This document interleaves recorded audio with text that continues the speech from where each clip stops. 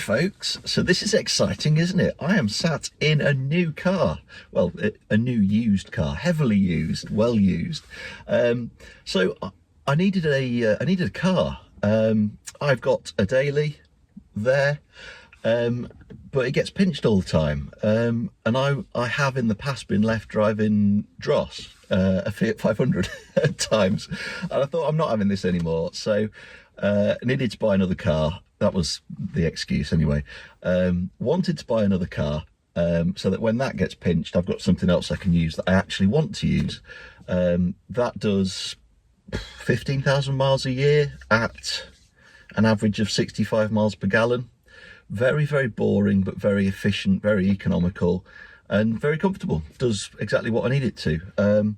Car number two, this one, does not need to be those things, happily. I think that the main things that I wanted from this car were something that I wanted, something I would enjoy driving on the road. That is not enjoyable to drive on the road.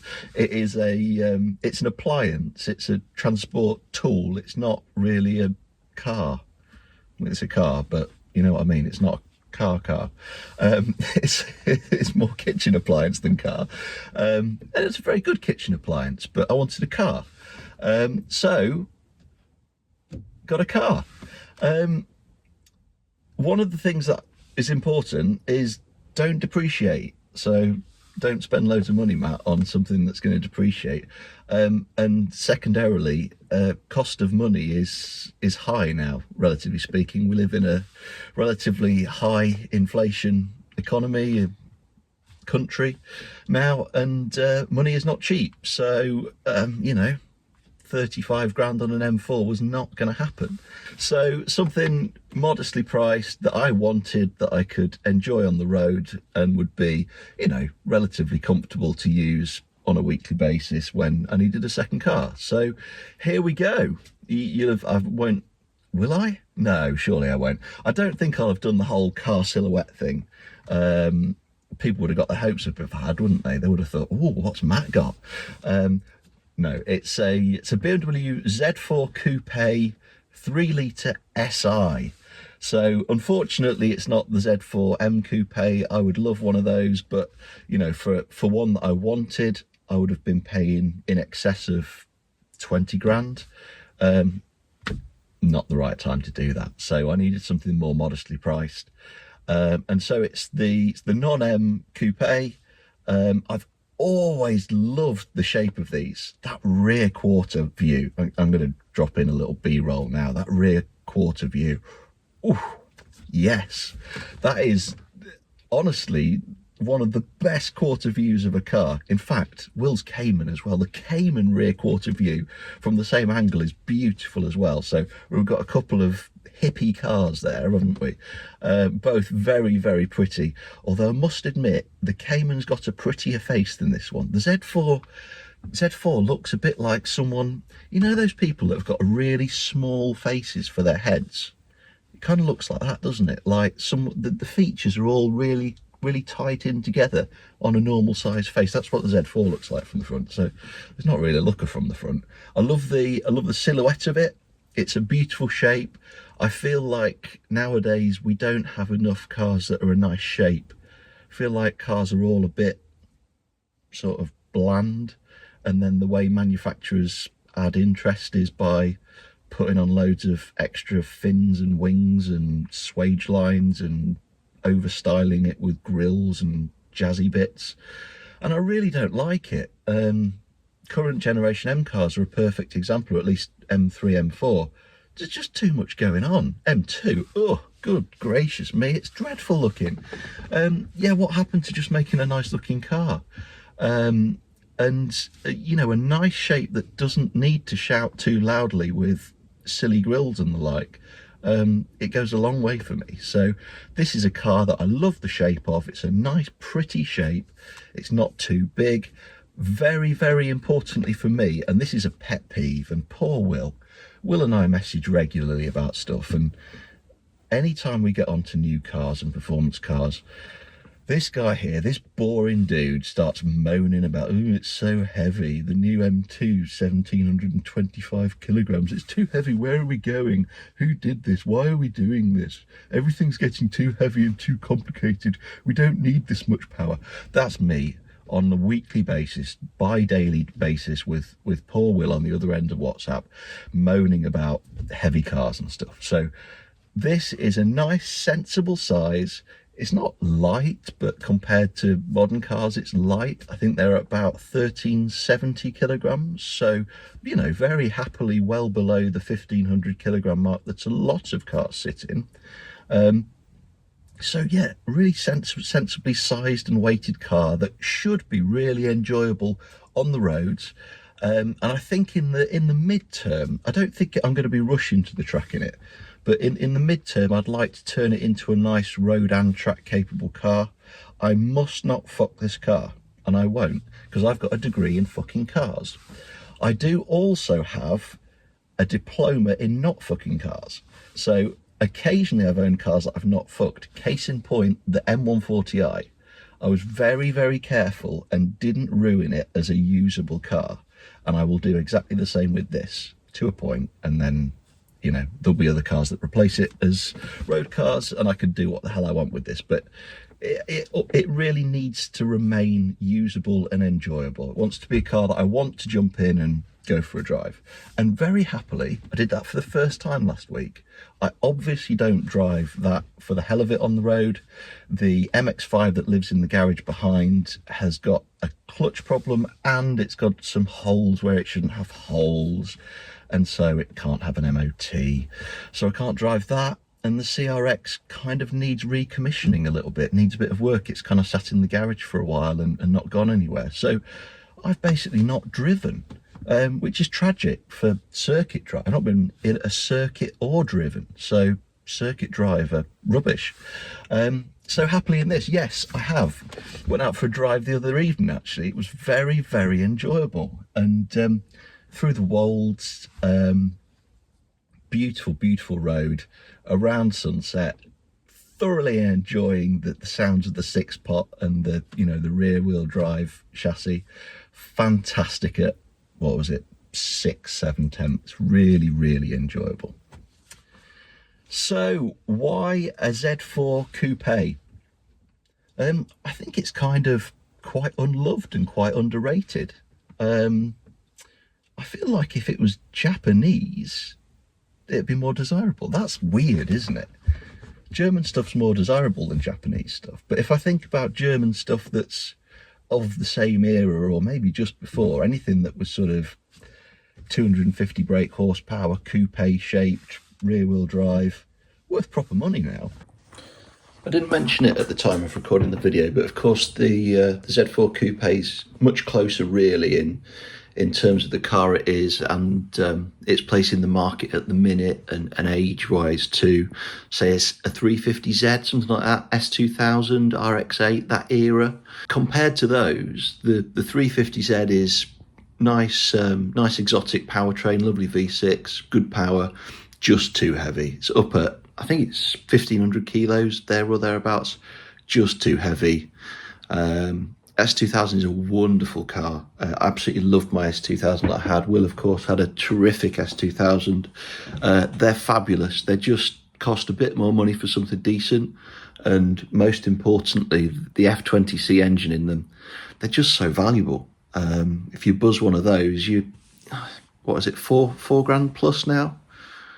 It's just too much money to be chucking around a racetrack, unfortunately, and they're getting harder and harder to find. Terrific cars, though. RX-8, well, I don't need to go any further, really. They're wonderful chassis, but the engines, I don't want to be dicking around with stuff like that. The one other thing that I don't think I mentioned recording this that I did consider as well was GT86s. Tremendous things, around about 1250, maybe a touch more weight. Nice rear-wheel drive chassis, look tremendous, I think. Around about 200 brake horsepower. I don't know whether for me they're just lacking a little bit in drivetrain for the cost. You know, they're still up at, you know, up towards 10k for the cheaper cars, up to, I don't know, 20k plus for nice ones, or really nice and newer ones.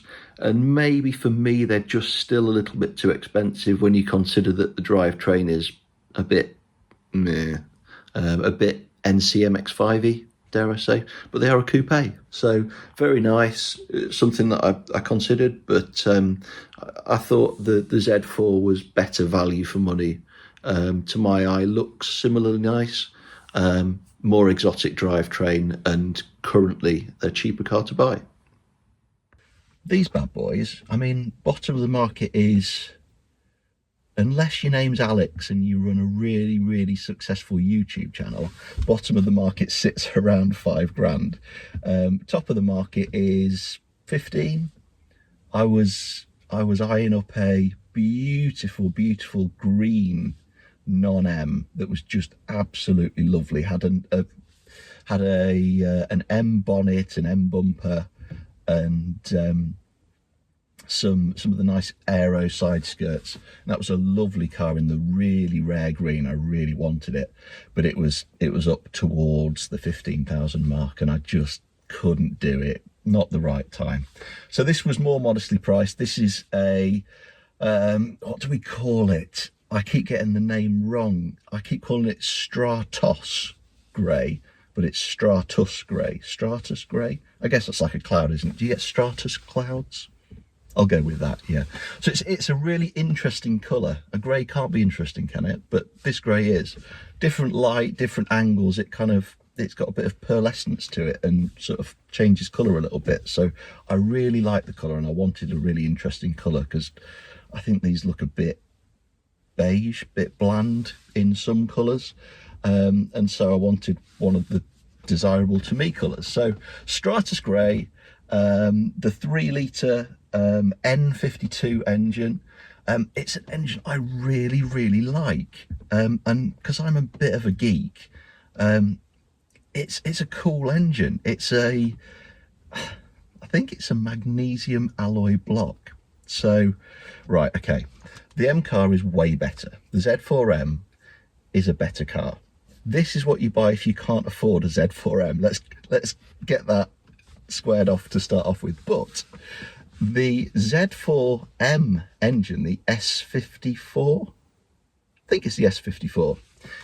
It's a bit of an old engine architecturally and, you know, originally the block. And so I think I'm right in saying that it's an iron block. So it's a bit of a heavy bugger. This is magnesium alloy. So it's a really lightweight block. So far as big, long six pot 3 litre engines that are hanging over the front axles go, it's a good engine to have there. And it means, along with lots of other bits and bobs, you know, you start adding power, you've got to put bigger brakes on, you've got a heavier engine, so you've got to stop the heavier engine, and, you know, you start totting things up, and slowly but surely things get heavier and heavier, and you've got to keep adding shit. And I think these tip the scales at about 1370, and I think the Z4M is about 1450, something like that. Anyway, there's a material difference in the weight, which is kind of cool, and the weight that is taken out of, or, you know, isn't there in the non-M car, is in the right place. You know, it's over the front axle. So the N52, cracking engine. It's supposed to have 265 horsepower, 268, one of the two, I can't remember which would be great. I've kind of read things around the packaging of right-hand drive Z4 3 litre SI coupes, and the position of the steering column and the steering rack, I think it's the column, and the exhaust manifold and the cats. And I think I've read that these don't make 265 brake horsepower because the packaging is a bit compromised on the exhaust side. So I think probably, let's call it 255, something like that. I think that's what they tend to make ish. So 255 horsepower, 1370 kilograms, a nice package on the road, because those 255 horsepower are big cubic capacity horses, big strong horses. you know, you're in the mid-range, you can happily, not waft, you can sort of ride that mid-range, and it makes it feel, you know, nice big engine. It's got a big engine feel to it. It feels torquey, it feels easy, it feels lazy. The SI Coupe has got a relatively short final. It's not really short, but relative to some of the other models, other Z4s and some of the other BMWs with the same engine, it's got a relatively short final driver standard, so it doesn't feel overly long, the gearing. And you know, so you are using the gears on the road, which is nice. I think at the track it would probably feel quite long geared because we're used to the MX-5 and stuff with really short gearing. But yeah, it feels nice. It's rear wheel drive, you know, it's light enough to chuck around, it's fairly small. Lovely stuff, lovely stuff. And it's a BMW from an era where BMWs were fairly well made, so the interior's all fairly well put together. There's these little seatbelt guides on these seats. You can't see them there, but I'll probably put a picture in. They're rattling, that's annoying me. I'll sort that out. But other than that, it feels well screwed together, and it's a nice place to be. I've got my little Blue Music Bluetooth adapter, which I plugged into where the CD changer is supposed to go, so phone Bluetooth's up. The music quality's not Harman Kardon, but it's perfectly acceptable. This car is, you know, more about the drive than it is about the comfort, but it's still a nice place to be, so I'm thoroughly enjoying it. In terms of what else I considered, not a lot else, to be honest. I've always quite fancied one of these. Used to have a Z4, an E89 Z4, so the shape after this one with the foldy metal top, and that was a nice enough car. It was that was the turbocharged 3 litre, the N54 I think, and it was quite powerful. It was sort of mapped up to 365 horsepower, something like that. Fast car, felt a bit like a boat.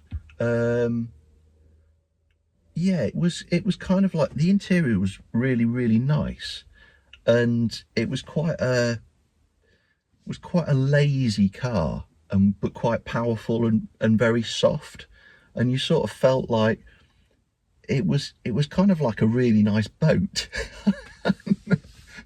And I know that's used insultingly to cars, but it kind of just had that nice waft and ease to it.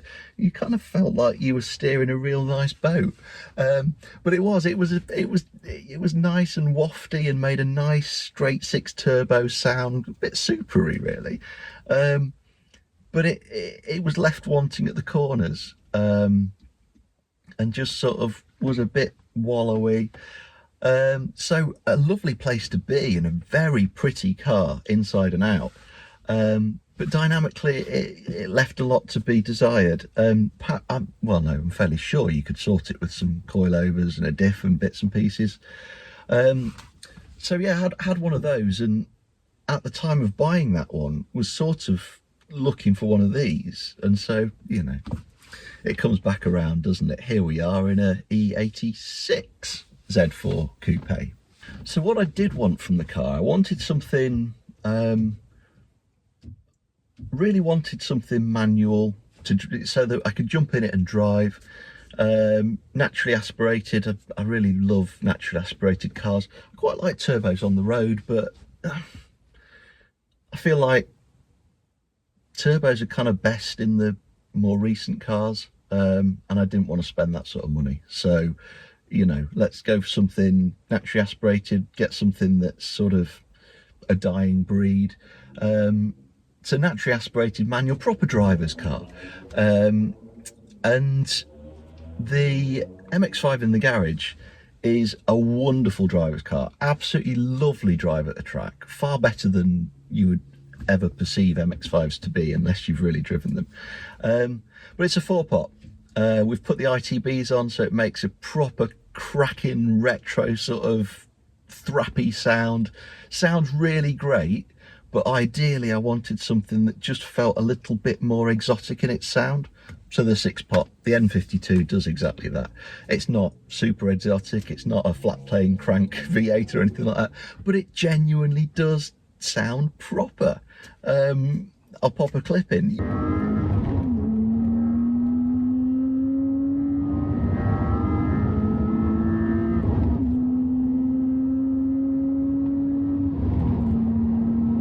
It sounds nice. It's a proper V6 sound. V6, proper straight six sound. Really makes a nice noise. I was really impressed by that. This is a standard car in the drivetrain, and all I've done is taken out the little foam plugs in the sound generatory pipework bit, and it makes a great sound. I don't need it to be any louder. The noise is coming from the intake as it should do, and it makes a great straight six sound. What more do I need? And of course, rear wheel drive. You know us guys, it's got to be rear wheel drive. Some front wheel drive cars are cool.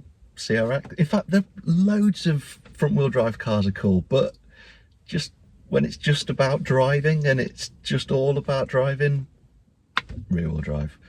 Dad was right the whole time. When we were playing around with Hondas and he was saying to us, you'll learn boys, rear wheel drive, front wheel drive's wrong wheel drive. And you were right, Dad, you were right. Had to be rear wheel drive. Unfortunately, the SI Coupe, the non-M, doesn't have a slippy diff. So what will we definitely be doing? We will. So I've got a little pot of money set aside for when one pops up at the right money, or I can figure something out and get a diff in there. There will be some other mods as well. It won't be a fast-paced project, I don't think. Unless any nice suppliers want to throw lots of fancy bits at me. It won't be fast-paced. It'll be sort of as and when I can pop the funds aside, as and when the right parts pop up. We shall see. And also I need to learn about these cars as well. So, you know, MX-5s, I know exactly what I'm doing. Other cars, you got to research, haven't you? I don't know much about these. They have an E86 based chassis, which is quite old now, isn't it?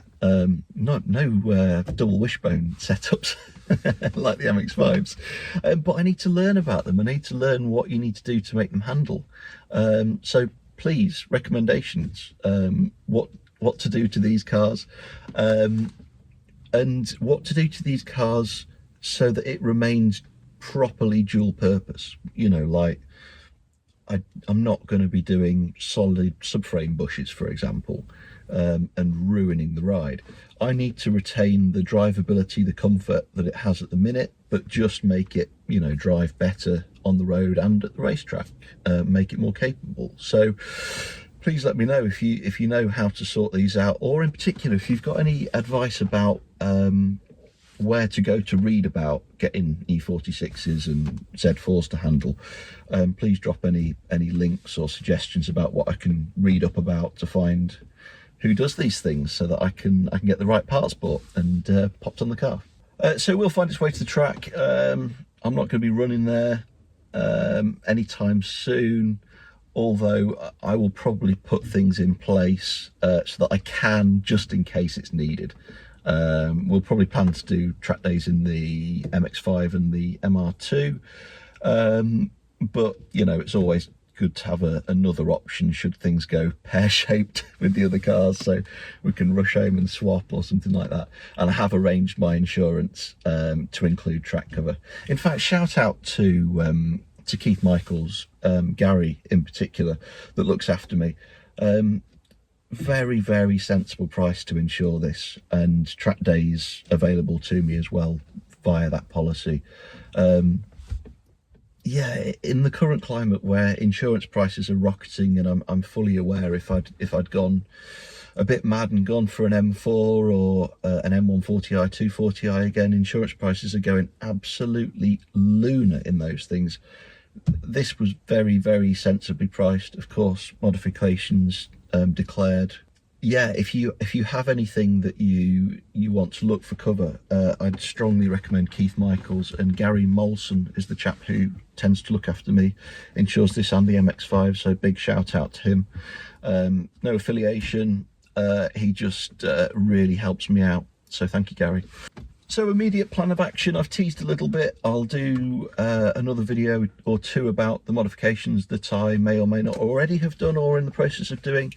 I would really like to weigh it as well. We have some corner weight scales, so I will arrange that, find out how heavy or not. Well, no, it's going to be, don't know, 1370, somewhere around there. But I'd like to find out, is it really 1370? Is it 1395? Is it 1425? We shall see, because I'm a bit obsessed with car weights. It would be cool to get a power run done as well, so we shall see if if there's a dyno day, or Clive is really generous with his time and we've got another reason to be there, or if we're at another dyno, might chuck it on the dyno and just see what sort of power it makes.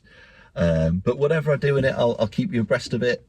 Please let me know if you've got any suggestions about what to read up about these, if you've got any experience with these yourself.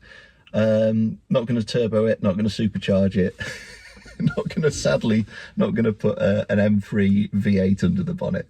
This will be a carefully modified car, but I will let you know what I do to it. So until the next one, exciting new car, and I'll leave you with some clips of the car or some video of it on the road or something. See you in the next one.